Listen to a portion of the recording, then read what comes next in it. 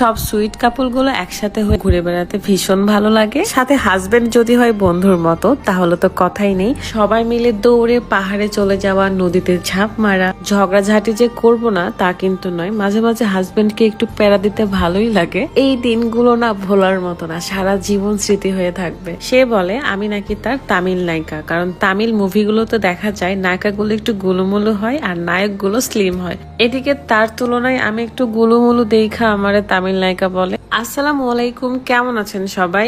আপনাদেরও এরকম সুন্দর জায়গায় আসতে ইচ্ছে করছে তাই না? তাহলে দেরি না করে এখনই ভালোবাসার মানুষকে, ফ্যামিলিকে নিয়ে চলে আসেন। আমরা সব কাপড়রা আছি ঠিকই, বাট আমাদের সাথে আরো সিঙ্গেল অনেক মানুষ আছে যাদেরকে আপনারা দেখেন সবসময়ের জন্যই। আমার কয়েকটা বান্ধবীর সাথে আমার ছোট ভাইগুলো আছে, যদিও তাদেরকে ছাড়া আমরা কাপড়রা ভালো মতন ভিডিওই করতে পারতাম না, কারণ আমাদের বাচ্চা এবং ক্যামেরাম্যান দুইটাই তারা সামাল দেয়। প্রথম দিন বিকেলের মধ্যে আমাদের হাউস বোট আমাদেরকে নীলাদ্রি নেকে নিয়ে আসে, কিন্তু নীলাদ্রি রেখে আমরা ফার্স্টে আসি লকমাছড়া, মানে সেখান থেকে বাইকে করে আসতে 150 টাকা এরকম নিয়েছিল। আমার মেয়ে যেখানে থাকুক না কেন সেখানে যদি মাটি থাকে তাহলে সে মাটির সাথে খেলা শুরু করে দেয়। আমার মেয়েটা মাটি, পানি, কাদা এসব ভীষণ পছন্দ করে। শম্পা আপু হলো আমার বান্ধবী তৃষার বেস্ট ফ্রেন্ড। আমার কাছে মনে হয় বন্ধুর বন্ধু আমার বন্ধু, কিন্তু বন্ধুর শত্রু কখনোই আমার বন্ধু হতে পারে না। কিন্তু যারা সম্পর্কের মূল্য দিতে বোঝে না তারা দেখবেন বন্ধুর শত্রুদের সাথে হাত মেলায় বেশি। আমার আবার সব মানুষদের একদম পছন্দ না। লাকমাছড়াতে এসে প্রথমে আমরা নাস্তা করে নিই, তারপরে দৌড় মেরে চলে যাব সবাই। ফাহিম ভাই আর মুস্কানের সাথে যতক্ষণ থাকি ততক্ষণ না হেসে যেন থাকতে পারি না।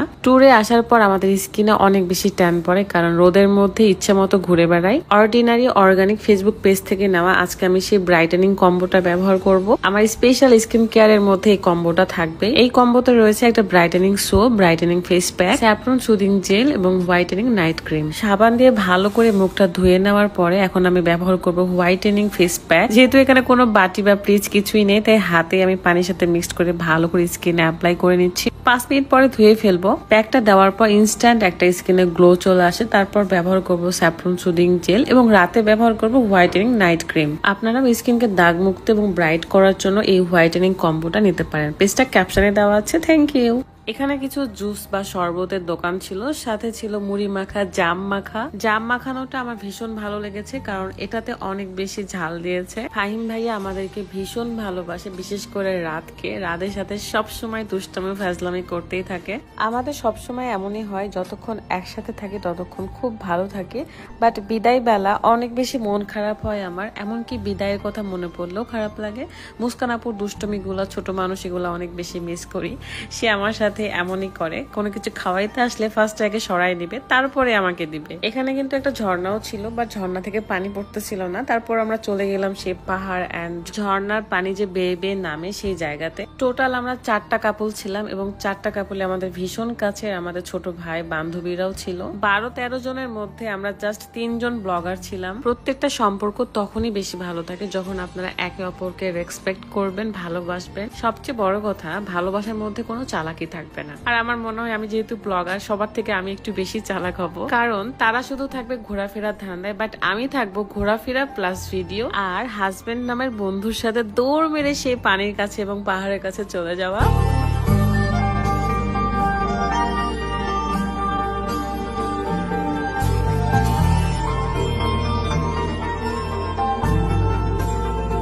এখানে তো আমি মনে করেছিলাম আমার মেয়ে আমার দিকে ছুটে আসছে, বাট না, সে খোলা জায়গায় পেয়ে ইচ্ছে মতো দৌড়ে বেড়াচ্ছিল। এই কারণে আমার রুকাইয়া মাকে তার মতো করে ছেড়ে দিয়েছি। এখানে দেখলাম একটা সুন্দর স্রোত বয়ে যাচ্ছে, এন্ড আমি ফার্স্টে আমার প্লাজোটা ভিজাতে চাচ্ছিলাম না, তাই আমার বর আমাকে সেটা পার করে দিল।